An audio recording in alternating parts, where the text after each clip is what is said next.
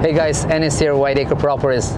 Early morning heading to one of our job sites in Hopkinton, but drove by a property today that got me thinking of something that happened a couple years back to us, and there's definitely a lesson there that I wanted to share with you guys. A quick story that we lost a ton of money on that deal. It's a property that really we missed out on buying and was a potential profit of $100,000.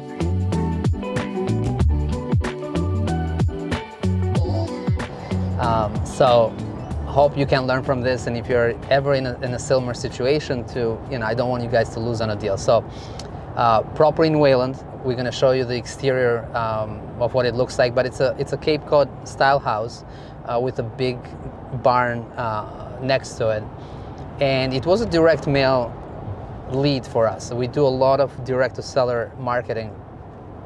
We spend a lot of money on marketing when it comes to direct to seller, and it's mostly direct mail.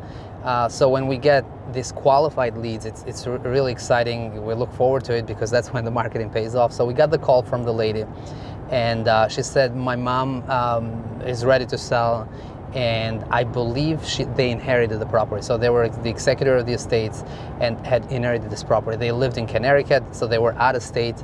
The property was in Wayland, Mass. So they just had no interest to keep the property. We were excited. It looked like it was a good fit. So we scheduled an appointment. They came down from Connecticut and we met on site. And I had run my numbers. I said, I'm very excited to buy this property. We'll buy it as is, close in about 30 days. It's an easy process. And I gave them an offer. I believe I started at about 230, so 230,000. And back and forth, we went a couple times on site, and we agreed on $250,000. Great deal.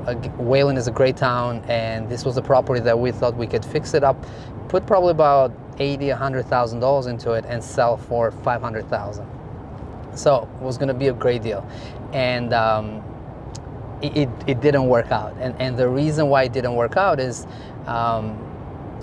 they gave me the okay, verbal okay. I didn't bring my contract with me that day, so that's a huge lesson learned. When you go on seller appointments, you always got to have a contract, because if you agree, then have them sign on the spot. It was a little different this time around because they didn't want to make a decision there. They wanted to go home, talk about it, and make a decision. So I said, hey, let me actually send you a contract by email for you to sign, and we can get going. And they verbally agreed to my price of $250,000 over the phone later, and I was excited. I called my lender, I called my attorney, and we were ready to pretty much buy the property in about 30 days. However, in the meantime, as I was waiting for the contract to be emailed back to me, I asked the seller if I could send someone over to test the septic. On the offer that I gave them, I said, we'll buy as is and we'll take responsibility of the septic. And I'll never do that again, because septic can be very expensive. It can be a $30,000 investment. And this time around, if I have a similar property, I will not buy as is, especially when it comes to the septic. So we can put a contingency there to check on the septic tank, but it's a pretty big fee pretty much to cover. So I sent someone out there without even having a contract signed. I pretty much trusted the seller on the verbal commitment, and I sent someone over that was going to inspect on the septic and get me the results, and I could plan if I'm going to install a new one or not. When that gentleman went out, it got some attention from the neighbors, because he was on site. This property was vacant for a while, so it got people to talk about it. And one of the neighbors came out and he said, hey, what's going on? And the gentleman said, hey, I have someone that's buying this property, wanted me to do a septic inspection. And that got the conversation going, because that neighbor actually has been trying to buy the property for a long time. And what happened is that neighbor called the seller of the property right away. I'm not sure how they found the phone number, but they connected within a matter of hours. And he offered the seller $50,000 more than what Whiteacre had offered.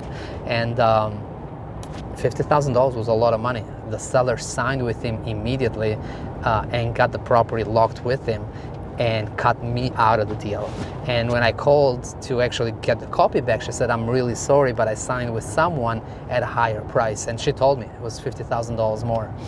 And I was shocked. I mean, obviously, you know, we were counting on this property, we had a verbal agreement, but because we had nothing in writing, we couldn't really do anything about it legally.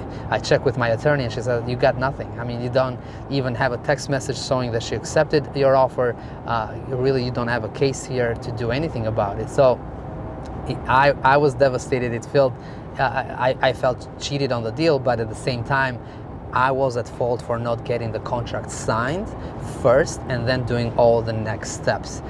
Because if you don't have something in writing, you got nothing, right? And without a contract signed, you can't really start the process of doing a title search or doing your inspections or anything that you're planning to do after the offer get executed. So huge lesson learned for me. Sign a contract first before you do anything else, because unless you got something on paper, that's really when it's real. That's really when you got a deal going. And don't waste your time otherwise, because seller can change their mind. Seller will take a higher offer if they can. And huge lesson learned. So I hope you guys find this beneficial. Again, the key lesson here is put something in writing, have a contract for everything. And yeah, I learned from it. Lost potentially $100,000 in profit, but it makes us better investors. Obviously, the goal is not to repeat it. So hope you guys enjoy this. Like, share, subscribe, and catch you on the next one. Thank you.